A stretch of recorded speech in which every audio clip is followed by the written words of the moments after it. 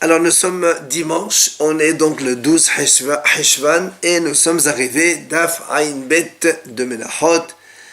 Ain Bet, donc on est à la deuxième ligne. Konsolin mepene haneteot, mepene bet haavel ou mepene bet hamidrash. On a donc dit dans la Mishnah, on a le droit de moissonner avant le Homer, soit à cause de neteot, des jeunes plantations qui poussent et donc ça fait qu'il y a un mélange, ou encore bet haavel.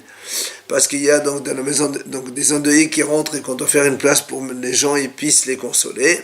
Ou encore Mepene Bet Midrash à cause des élèves, s'il y a un cours, il n'y a pas assez de place, on a le droit de moissonner pour leur permettre de s'asseoir. Maïtama, l'Agma dit quelle est la raison qu'on a le droit de faire tout cela avant leur Homer? Alors l'Agma répond Kesirchem Amar Hamana ou non Kesir Mitzvah. La Torah a dit, le passage qui a marqué Kesirchem, c'est-à-dire le homme doit être le début de vos moissons. Donc, tout ce qui est vos moissons, c'est assour. Mais tout ce qui est kesir mitzvah, une moisson de mitzvah, ça, donc, le homme n'interdit pas. C'est pour ça qu'on a le droit de moissonner. Après, on a dit c'est-à-dire que tous ceux, quand on a dit, on a le droit de moissonner avant le homer, on peut les laisser comme ça, des moissons comme ça en détaché. On n'a pas le droit de faire des gerbes avec ce qu'on a moissonné. Là aussi, on a dit quelle est la raison? C'est-à-dire on ne doit pas se fatiguer plus qu'il ne le faut. On te permet de moissonner, il y a une mitzvah, et après tu t'arrêtes là, pas plus que cela. Après on a dit mitzvah Omer le'avim min haqama. Donc la mitzvah de Omer, donc le'avim min haqama, c'est-à-dire il faut aller moissonner donc soi-même le soir du 16, comme on l'a expliqué auparavant. Tanu Rabbanan, Hachamim enseigne. Le pasuk il dit ve'im takriv min had bikurim. Si tu amènes min had bikurim. On a dit en parlant de min had Omer évidemment. Qu'est-ce que le pasuk il vient répéter? Alors que j'ai marqué juste après pourquoi on répète deux fois? L'Omar, c'est pour nous dire, les fiches, parce que, pour te dire que justement, la moisson elle-même elle doit être faite donc pour le Shem Mitzvat Omer, pour l'Omer spécialement. Ah, l'Agma a dit, alors d'où on sait maintenant aussi on n'a pas trouvé de quoi moissonner. Alors on peut amener des tas qui ont été moissonnés déjà un peu auparavant. Takriv. Comme le passage qui répète takriv, c'est pas s'il n'y a pas, amène ce qu'il y a. Davar ahir. Une autre explication. Takriv, pourquoi il m'a répété ce mot takriv? Les filles, chez Mitzvah le'avim menalah. Donc c'est Mitzvah, quand on amène le Homer, on amène donc des graines d'orge qui sont tendres. Là aussi, d'où on sait que si on n'a pas trouvé des graines tendres, on va apporter du sec. Et là aussi, il y a marqué takrif, de toute façon, il faut amener. S'il n'y a pas ça, amène l'autre. D'avoir la hayat, une troisième explication. Takrif, pourquoi on répète? Les fiches misvato, les chsod balayla. Donc, comme on a dit, la mitzvah du Homer, c'est de la moissonner le soir du 16 Nissan. C'est dans la nuit donc qu'il faisait donc la moisson. Alors l'Agma a dit d'où on sait que si on n'a pas moissonné la nuit, on l'a moissonné le jour, c'est valable quand même. Et en plus, de Shabbat, que si c'est vendredi soir, on moissonne aussi. Takriv, kol sheho takriv, mais kol makom takriv, wavlo b'Shabbat, takriv, wavlo b'Tum'a. Donc, toutes ces explications pour nous montrer que le Homer, si on ne peut pas le faire la nuit, on peut le faire le jour. Donc si c'est vendredi, c'est Shabbat. Et même Betom'a, donc avec impureté, on peut le faire, ce Korban la Homer. Après on a dit, Nechsad Bayom Kacher. On a dit, si on a moissonné donc le Homer le jour, c'est Kacher. Alors le Moïse pose une question, Behatnan. Pourtant, la Mishnah a dit donc la Mishnah a dit comme ça. Toute la nuit, c'est kasher, c'est valable pour moissonner le homer et c'est-à-dire pour que les graisses et les membres des sacrifices de Hola qui brûlent sur le Mizbeach, donc toute la nuit elle est valable, donc on peut les faire sur le Mizbeach toute la nuit. Et après on dit voici la règle. Davar si mesvato kol hayom kasher kol hayom. Davar si mesvato balayla kasher kol halayla. Donc la Gemara dit toute chose que c'est la mitzvah c'est de le faire le jour, eh bien toute la journée c'est valable, et toute chose de mitzvah dans la nuit c'est valable toute la nuit.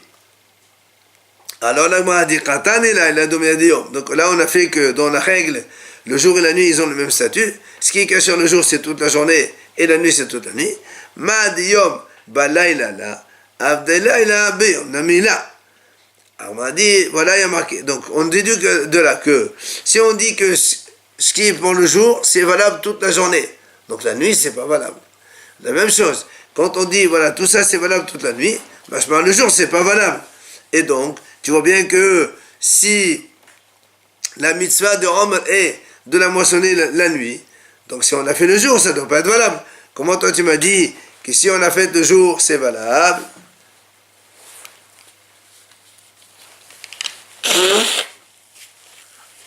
Question donc. Amar Rabba la kasha. Il vient Rabba et dit non, c'est pas une question. Pourquoi? Ha Rabbi, veha Rabbi l'Azab et Rabbi Shimon.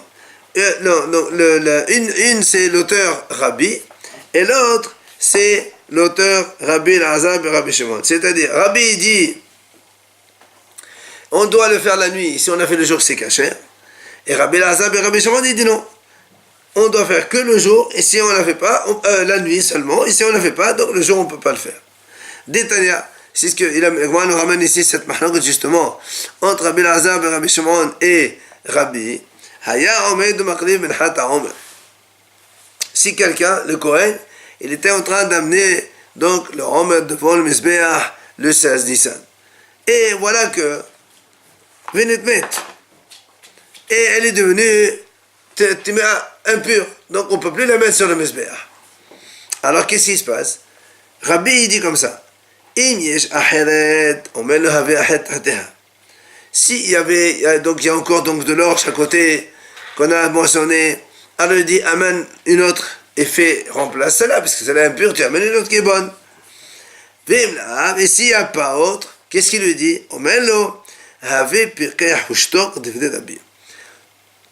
S'il n'y a pas, on lui dit, sois intelligent et tais-toi. C'est-à-dire, fais-le, même si elle est impure, ne dis rien. Il faut le faire, on n'a pas le choix, il n'y a pas autre chose. D'accord? Il ne faut pas le dire aux gens comme quoi c'est tamé. Toi, tu as vu qu'elle est tamée, fais-la, stop. Ça, c'est Rabbi. Maintenant, Rabbi Lazar ben Rabbi Shimon Omer, ben kach ou ben kach, omen lo ave perkach veshtoch. Shekol ha'omer shenachsa shelo gmosato pasul. Rabbi Lazar, il dit comme ça. Dans tous les cas, il lui dit, sois intelligent et tais-toi. C'est-à-dire, parce que Rabbi Shimon, il dit, Rabbi Lazar, il dit comme ça, parce que si tu dis qu'il va moissonner le jour, pour lui, Rabbi Lazar, moissonner le jour, c'est pas valable. Donc tu ne peux pas lui dire, écoute, si on a la possibilité d'amener une autre, on va encore moissonner et amener, comme il a dit Rabbi. Non. Rabbi Lazar, Rabbi Shimon dit, donc il n'y a que la nuit que c'est valable. Si on ne l'a pas fait, c'est terminé. Alors que Rabbi, il a dit, on lui dit, s'il y a une autre, amène. Donc ça veut dire que tu peux aller moissonner le jour et amener une autre. Voilà donc mahlok entre Rabbi et Rabbi Lazar. Et donc, il n'y a pas d'objection entre notre Mishnah et l'autre Mishnah qu'on a amené. Ça veut dire que c'est pleine lune alors. Pourquoi vous dites ça? Pour mentionner la nuit. On ne peut pas prendre des torches pour mentionner, c'est pas un problème ça, pour se faire de la lumière. Alors, mettre le feu à la manche. Amar Rabba Babar Hana, Amar Rabbi Yohanan. Il vient Rabba Babar Hana, il dit au nom de Rabbi Yohanan. Rabbi Lazar et Rabbi Shimon, Bishetat Rabbi Akiva, Rabbo Shel Avihu Amara. On dit donc Rabbi Lazar qui a dit, on ne peut amener que le jour et que la nuit, pardon, on ne peut moissonner que la nuit. Si on fait le jour, c'est pas soul. Il a dit ça selon Rabbi Akiva, qui est le maître de son père, qui est Rabbi Shimon Bar Yochai, puisque Rabbi Elazar ici, c'est le fils de Rabbi Shimon. Et Rabbi Akiva, lui, c'est le maître de Rabbi Shimon. Où c'est qu'on a vu ça? Dites-nous. La Mishnah dit comme ça. Klal Amar Rabbi Akiva.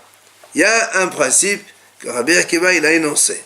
Il dit Kol melacha she'efshar lo la'asota me'erev Shabbat ena doha et Shabbat. Tout travail qu'on peut le faire la veille de Shabbat, eh bien, il ne repousse pas Shabbat. D'abord, on a parlé par exemple dans la Mida que si on a une Brit Mila par Shabbat, couper, on a le droit, puisqu'on ne peut pas couper la veille. Mais autre chose, accessoire à la Brit Mila, tu peux préparer, fabriquer le couteau, faire autre chose. Tout ça, tu n'as pas le droit de le faire Shabbat. Parce que tu peux le faire depuis la veille. Donc ce qu'on peut faire la veille, ça ne repousse pas Shabbat. Ça, c'est Rabbi Akiva qui a dit ça. Maintenant, donc ça, c'est Rabbi Elazar, donc il pense comme Rabbi Akiva qui a dit, donc ce qu'on peut faire la veille, on peut le faire. C'est pour ça que Rabbi ici dit, on peut moissonner la nuit. Donc ce que tu n'as pas moissonné la nuit, alors tu ne moissonnes pas le lendemain. Parce qu'on peut le faire la nuit, en ce moment. Maintenant, on veut savoir là que Rabbi Ishmael d'Amar, que c'est dans ta Omer, mitzvah. Et il pense aussi comme Rabbi Ishmael qui a dit, la moisson du Omer c'est une mitzvah. Où ça? Dites-nous. La Mishnah a dit, Rabbi Ishmael Omer, il dit Rabbi Ishmael, Ma harish reshut, av kasir reshut. Il y a ça, kasir la Omer c'est une mitzvah. C'est-à-dire, lui il dit comme ça, de la même façon que harish, labourer dans la 7e année, l'année de la Shemitah, c'est interdit. Alors, même moissonner aussi, c'est assourd de faire ça l'année de Shemitah. Mais quand est-ce que c'est assourd? C'est ce qui est facultatif, ça veut dire libre, donc ça appartient aux gens. Mais, il y a ça que c'est la Omer, la moisson de Omer, elle est permise même l'année de la Shemitah, parce que c'est une mitzvah. Alors, même dans la 7e année, on n'a pas le droit de l'avoir de moissonner, on a le droit de moissonner le Omer. Ah, la Gemara dit, si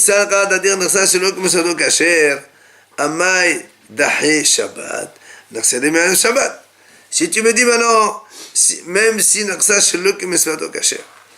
que si on l'a moissonné pas de façon normale, c'est-à-dire pas la nuit mais le jour, c'est kasher, alors dans ces cas-là, pourquoi ça repousse le Shabbat? T'as qu'à le faire avant. Puisque toi tu dis, quand on peut le faire avant, on le fait avant. Donc, c'est-à-dire, si on peut le faire sans transgresser, on le fait. Alors pourquoi tu veux repousser Shabbat? Fais-le la veille. Et là, mais des Dahi Shabbat, si nous on a appris que la Ksira de Omer, si ça arrive vendredi soir, on l'a fait quand même. Donc de là on déduit Ishmamina. Donc ça c'est le Kmesato Pasoul. Donc s'il a été fait pas comme ça, mais c'est Pasoul. C'est pour ça que Rabbi Elazar a dit, si on le fait le jour, alors c'est Pasoul. Donc, ça c'est la vie de Rabbi Elazar, fils de Rabbi Shimon. Alors, la Gemara, elle s'étonne. Vélabi, là où tu me dis de Rabbi Shimon, où? La Gemara dit, je ne comprends pas. Tu me donnes la vie de Rabbi qui est contraire à celui de Rabbi Elazar. Et Rabbi Elazar, lui, il fait comme son père Rabbi Shimon. Or, nous, on sait que Rabbi lui-même, il est l'élève de Rabbi Shimon, donc il va faire contre son maître. Bien, Tania. Pourtant, la Braïta a dit, Amar Rabbi. Rabbi, il a dit comme ça, que c'est Aïnou les Médine, Torah, c'est Rabbi Shimon Betakoua. Quand on a étudié la Torah chez Rabbi Shimon, dans un endroit qui s'appelle Takoua, היינו מעלין לו שמן ואלונתית מחסר לגג ומגג לחרפף ומחרפף לחרפף אחר, עד שאנו מגיעים למעיין שאנו לא חסים בו. Rabbi il disait comme ça, quand on étudiait la Torah chez Rabbi Shimon, eh bien on devait lui amener de l'huile et une serviette. Et ça c'était pendant Shabbat. Et on lui transportait donc la serviette d'une cour à un toit, d'un toit à un enclos, etc. Jusqu'à ce qu'on arrivait à la source où se trouvait Rabbi Shimon pour lui donner cette serviette. Parce que le Rabbi Shimon a dit tout ce qui est cour, toit, tout ça, c'est un seul domaine le jour du Shabbat. Et on peut transporter de l'un vers l'autre. C'est son avis à lui. Et donc Rabbi il dit voilà, on a fait comme il nous a dit Rabbi Shimon. Alors comment tu dis que Rabbi, lui, il dit le contraire? Alors que nous, on a vu, selon Rabbi Elazar, que lui, il fait comme son père Rabbi Shimon, que quand on fait moissonner la Rome la nuit, on ne peut pas le faire le jour, alors que Rabbi dit on peut le faire le jour. Alors vient l'Agma, elle répond, Savana Kedar de Rabbi Shimon. Rabbi, lui, il pense comme une autre version, un autre enseignement qu'il a enseigné Rabbi Shimon. Quel enseignement? Détania. Amar Rabbi Shimon. Il a dit Rabbi Shimon, viens voir combien une mitzvah, elle est bonne en son temps. C'est-à-dire, quand une mitzvah, il faut la faire à un moment, il ne faut pas la faire avant ou après. Il faut la faire en son temps. C'est très bien. Pourquoi? Où il a vu ça? Il a dit, Hine, Sheare, Yaktir Halavim et Evarim, Kesherim Kolalala, il dit, pourtant, nous, on sait, quand on faisait le korbanot Shabbat, oui, on faisait la shita, tout ça, et après il faut les mettre sur le misbeh pour brûler. En nous, on sait que brûler les membres, tout ça, ça peut se faire dans la nuit. Donc on aurait pu très bien dire, puisqu'on est Shabbat aujourd'hui, laissez de côté, et la nuit on les met. Pourtant on dit non, tu les mets le jour même du Shabbat. Pourquoi? Parce que, Haviva mitzvah beshata, le moment du korban c'est le jour, c'est pas la nuit. La nuit, c'est quand il y a un surplus de viande et de trucs et de korbanot, et qu'on n'a pas eu le temps de le faire, alors on le met la nuit. Mais non, normalement, le korban, il doit être fait sur le mesbeh le jour même. Donc même si c'est Shabbat, on les met quand même à brûler sur le mesbeh, parce qu'il ne faut pas attendre plus tard. Donc c'est pour ça que Rabbi, lui, te dit, moi je fais comme ici. C'est la même chose. Mais la mitzvah du homme, c'est de moissonner dans la nuit. Alors moi je fais que de la nuit. Donc si on ne fait pas la nuit, on ne peut pas le faire le jour selon Rabbi.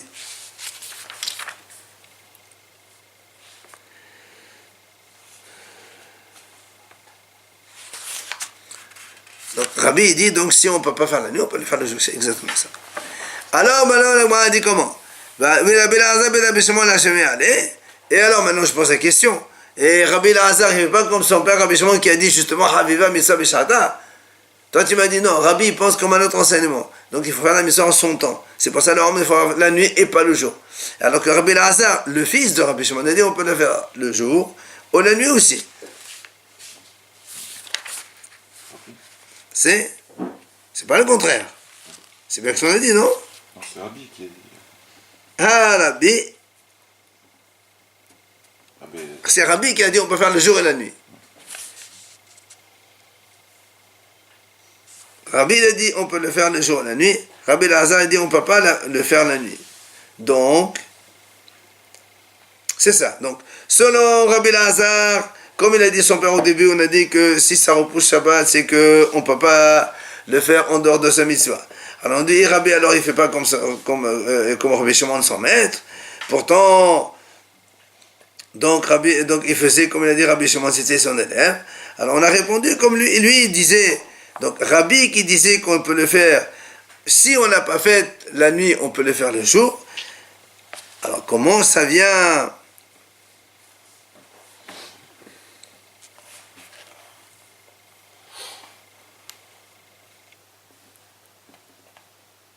C'est ça. Alors, étant donné donc que Rabbi Shimon il a dit Haviva Mitzvah B'Shata, la mitzvah doit être faite dans son temps, comme dans les korbanot, alors qu'on peut les faire après Shabbat et on les fait les jours de Shabbat même, et bien il a aussi dit Rabbi, si le Homer il tombe Shabbat, eh bien on doit le moissonner Shabbat et on ne doit pas le faire avant. Alors nous on dit Rabbi Lazar il ne fait pas comme son père Rabbi Shimon, puisque selon Rabbi Lazar, lui il a dit qu'on n'a pas le droit de moissonner le jour. Et donc, selon lui, nous on a dit, donc si selon Rabbi Lazar, on devrait dire donc, elle ne repose pas le Shabbat. Alors comment, il n'est pas comme son père? Alors on a dit, donc Rabbi Lazar il te dit, c'est pas pareil. Pourquoi? Ici, tu vas être dans le Homer, tu vas repousser le Shabbat. Alors on te dit non, ne repousse pas le Shabbat, tu le fais avant. Mais dans les korbanot, vu que tu as déjà commencé à transgresser Shabbat en faisant la shhita, c'est pour ça qu'on te dit continue à les mettre sur le feu. Mais dans la mesure où on n'a pas encore commencé, il n'y a pas de raison de transgresser Shabbat. C'est pour ça que Rabbi Lazar dit c'est pas pareil. Ah, on m'a dit, alors nous on peut poser la question pour Rabbi, alors dans ces cas-là, où Rabbi Achanami dahata shhita Shabbat, ah ben Rabbi aussi on va lui dire comment tu dis, moi je fais comme Rabbi Shimon, Mais c'est pas pareil le cas de là-bas. Là-bas, on a déjà transgressé une fois le Shabbat en faisant la Shaita. C'est pour ça qu'on continue en mettant les membres sur le Mesber. Mais ici, dans le Homer, c'est pas le cas. Et là, c'est pour ça que l'Agma revient. Que Rabbi pense que moissonner le Homer, donc ça repousse pas Shabbat. Ah, l'Agma a dit comment? Mais là, comment tu dis que ça repousse pas Shabbat selon Rabbi? Pourtant, nous on a vu dans la Mishnah déjà à propos donc du volume de Homer qu'on moissonnait. On a vu Vachachamim omrim Echad Shabbat et Echad Hol Mishalosh Hayaba.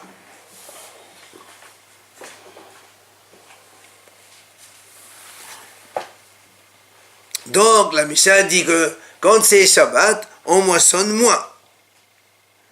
Alors comment tu me dis que ça repousse pas Shabbat? Ben, ça repousse Shabbat. Parce que Rabbi Hachamim, ils disent la même chose. Hol ou Shabbat, c'est exactement pareil. Alors, l'Agma dit, c'est vrai, dès là qu'il y a Rabbi. Eh bien, la Mishnah là-bas, elle n'est pas comme Rabbi.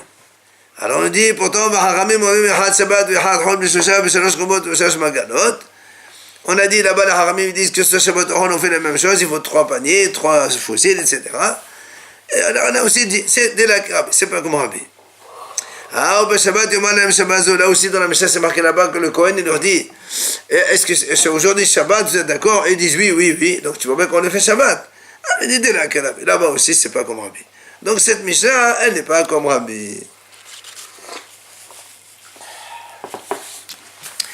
Bien, la Gemara ramène donc ce qu'on a dit dans la Mishnah Nirsad Bayom Kasher Vedohet Shabbat. Si on a moissonné, donc c'est ce qu'on a vu dans la Mishnah. Si on a moissonné la Homer le jour, c'est kasher, et en plus, ça repousse Shabbat. Bien, la dit, Man Shamate, de Aman Nirsa Bayom Kasher, Rabbi. Donc ici, qui a dit que si on moissonne le jour, c'est kasher. On vient de voir maintenant, c'est Rabbi qui a dit ça. Yekatani, Dohet Shabbat. Et donc, il a dit Rabbi, et ça repousse le Shabbat. Bien, la dit, Maïla Oksera, n'est-ce pas? Donc, c'est la moisson. Donc, tu vois bien que Rabbi lui-même, il dit, on a le droit de moissonner le jour du Shabbat. Alors il dit non. Les haqlava. Il dit non, Rabbi il a dit les haqlava, pas pour la moisson. C'est-à-dire, on a le droit de amener le Homer le jour du Shabbat, mais on ne peut pas le moissonner Shabbat. Comme il a dit auparavant. Alors il m'a dit, aval ersera. Là, comment tu dis que c'est seulement pour offrir sur le mesber, mais pas pour moissonner? Pourtant il y a une braïta qui dit comme ça. Rabbi Omer, Rabbi dit, le pasuk c'est marqué D'abel Moshe et Moadé Adonai. Moshe Rabbeinu, donc il a expliqué les différentes fêtes au Bnei Israël. Matamudoma, qu'est-ce qui vient ici nous apprendre, puisque de toute façon toutes les fêtes elles ont été dites auparavant au Bnei Israël par Moshe. Il dit, les filles, parce que, pourquoi on répète? Les shelo lamadno ella les tamid au Pesach shenemar bahen bemoado il dit parce que jusqu'à présent, on a appris une chose, que seulement le sacrifice quotidien et seulement le Korban Pesach du 14 décembre, donc dans l'après-midi, cela, il repousse Shabbat. Parce que c'est marqué Bemoado en son temps. Dans tous les cas, il faut le faire quoi qu'il arrive. Maintenant, la question elle est, les autres sacrifices collectifs, est-ce que ça repousse aussi le Shabbat? Et si oui, d'où on apprend cela? Alors, Talmud Omar, c'est pour ça que la Torah elle a dit ça, donc c'est un autre pasuk qui dit voilà ce que vous ferez pour Hachem, en leur temps. C'est-à-dire, tous les autres commandements qui sont collectifs, qui sont obligatoires, il faut les faire, donc, même si c'est Shabbat, notamment les Moussaf et compagnie. Alors, la Gemara a dit très bien, maintenant il est la botte Omer, Vehakarib Imo. Alors, Nagma dit, jusqu'à présent, on a pris pour les korbanot des animaux. D'où on apprend que même les offrandes du Homer, et même les jetés à l'air, les 2 pains de Shavuot, qui viennent avec les korbanot, puisque tu viens de me dire maintenant que le korban, oui, on le fait Shabbat aussi. Donc, alors, ça c'est le korban. Mais d'où on sait que la farine qu'on ramène, il faut aussi, donc, on peut la ramener le jour de Shabbat. Talmud Omar, c'est pour ça qu'on a mis ce pasuk Qui hakatouf kava moed lecholan. De nouveau, on a marqué moed pour dire moed pour tous les sacrifices, même ceux qui ne sont pas des animaux. Donc la farine qu'on amène ici, on peut la faire le jour de Shabbat. Donc c'est le pasuk qui donne l'enfant. Ah bien, maintenant la Gemara dit l'émail. Quand la Torah l'a autorisé, donc les farines, comme on vient de l'apprendre, elle a autorisé quoi pour les farines? Est-ce que c'est la moisson ou est-ce que c'est le fait de les offrir? Alors il dit, les manehak si tu me dis pour les offrir, est-ce que les deux pains, on les met sur le mezbeach? Les deux pains de Shavuot, c'est pour manger les Kohanim. Donc les Kohanim, ils vont manger. Donc on les met pas sur le mezbeach. Alors qu'est-ce que c'est quand tu me dis, c'est pour autoriser les deux pains le jour de Shabbat? C'est pour les pétrir et les cuire le jour de Shabbat. Alors, et la psita, les trina, al-kada, donc c'est pour moudre et tamiser et compagnie. Alors la même chose,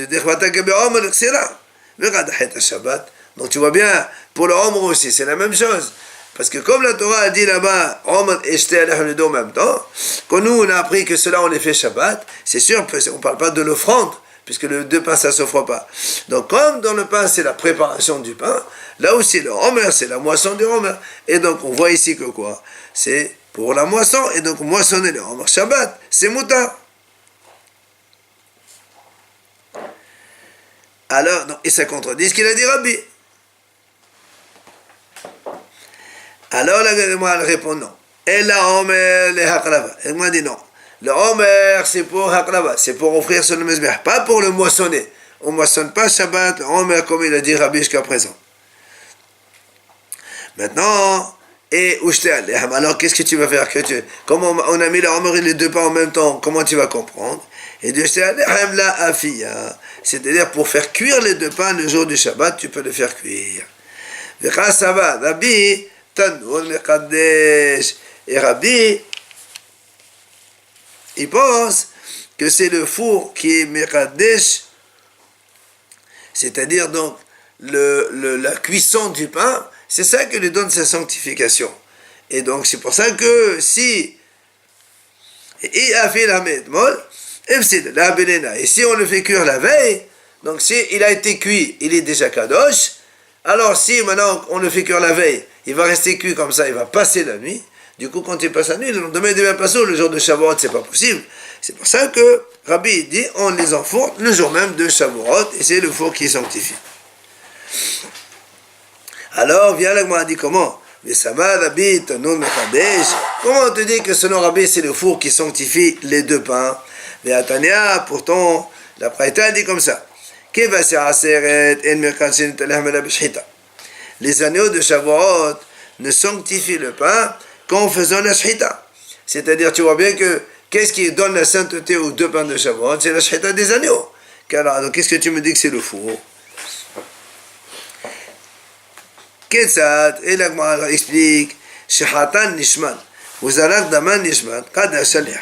Donc si on a fait la shchita des deux agneaux en l'ornant, et on a fait l'aspersion en l'ornant, pardon, convenablement, alors, Kada Shalih, le pain il est kadosh. Mais si, Shehatan c'est le Nishman, si on a fait la shchita des deux agneaux pas en l'ornant, Uzalak Daman c'est le Nishman, ou bien, s'il a fait l'aspersion du sang, aussi l'olishman. Dans ces cas-là, le Kadash Aleh.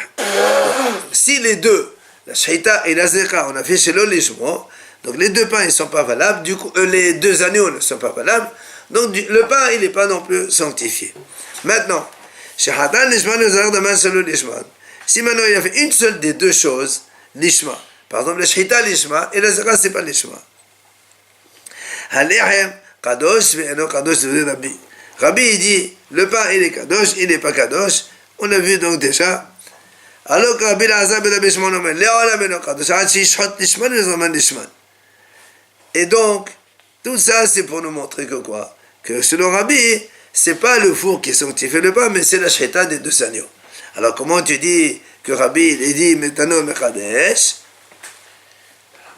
Amar Rav Nachman ben Yitzhak, il vient Rav Nachman ben Yitzhak, il répond, il dit, quand on a dit Kadosh, Hukba'u velo hukba'u ama. Ça veut dire quoi, Kadosh? C'est pas que c'est que le... C'est pas qu'ils sont devenus Kadosh. Hukba'u, ça veut dire qu'ils sont fixés. C'est-à-dire que quand on a tué 2 agneaux, tu as amené 2 pains, ces 2 pains, ils ne sont pas Kadosh, mais ils sont réservés à ces 2 agneaux. Ils sont fixés pour ces 2 agneaux. C'est-à-dire que tu ne peux pas les changer pour d'autres agneaux. S'il y a un problème,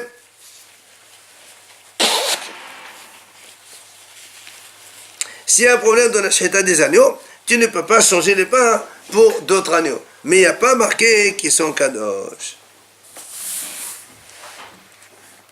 Hadan alach Rabbi Shimon. On a fini donc ce pérec et on passe au pérec suivant. Ve'elo menachot nechmasot ushalehem la kohanim. Mishnah nous dit voilà la liste des menachot qu'on fait la kmissa de la mincha, donc on le met sur le mezbeach, et ushalehem et le reste de la mincha c'est réservé pour la consommation des kohanim. C'est quoi? Un mincha tasol, ça c'est la mincha ordinaire. Ve'amahavat ve'amaheshet. Donc ça c'est celle qu'on fait dans la poêle ou bien dans la casserole. Ve'ahalot ve'alkichin, ou bien les pains ou bien les galettes. Minhat ovdei kochavim, la minhat d'un goy aussi. Ou minhat nashim, la minhat des femmes.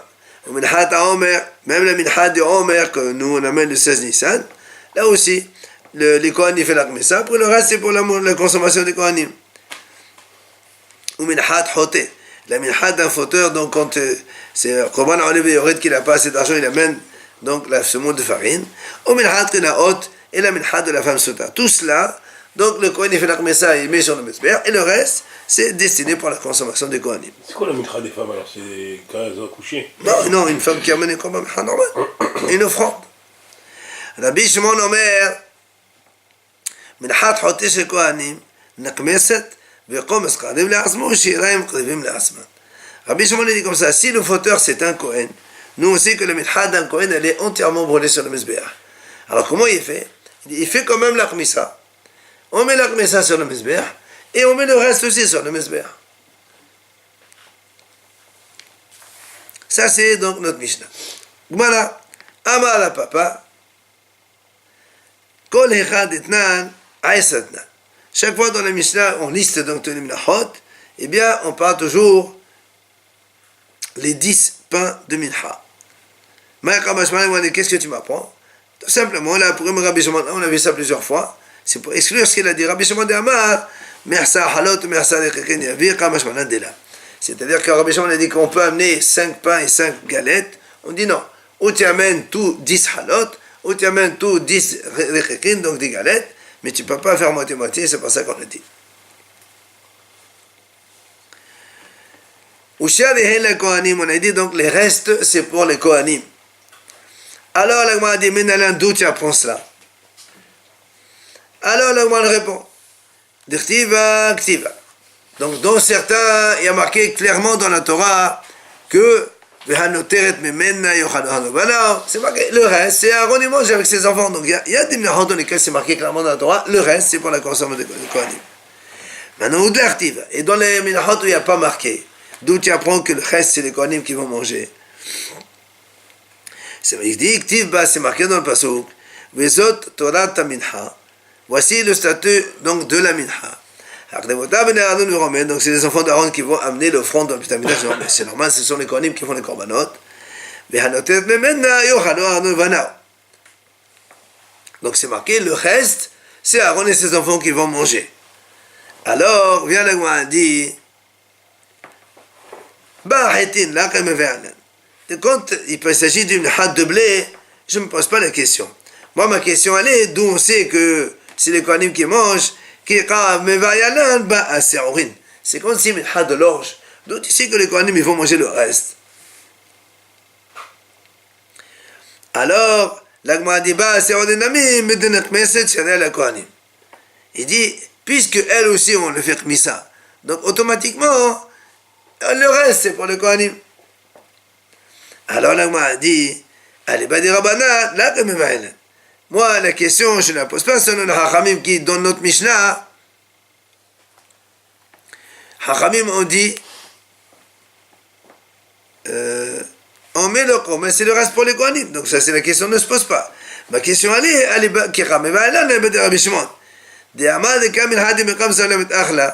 comme on a vu dans notre Mishnah, puisque Rabbi Shimon dit, il y a une mincha des Kohanim, qui ont fait l'Akmessa, et le reste aussi, on le met sur le Mezbeach. Dites, hein, comme nous on a vu. Rabbi Shimon a même mincha des Kohanim, quand c'est un Kohen qui amène un korban des fauteurs, Nechmeset, Hakomas Chadibas, moi je t'aimerais bien le Varsman. Menalin, d'où il apprend cela, hein?